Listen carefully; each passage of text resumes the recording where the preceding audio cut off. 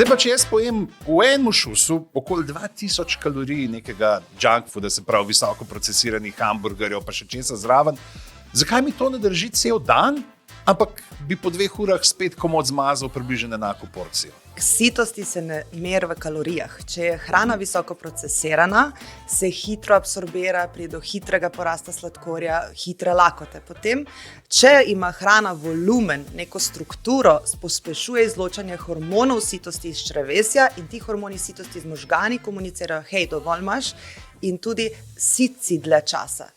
Da dodate volumen jedem, posegajte po zelenjavi, torej špinače, solata in mešajte čim več različnih virov, saj tako vnašate različne vlaknine.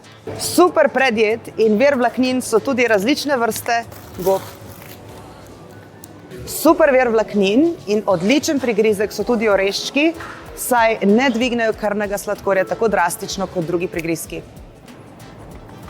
Super prigrizek je tudi humus z zelenjavo. Ostali boste siti dlje časa in ne bo tega drastičnega porasta sladkorja.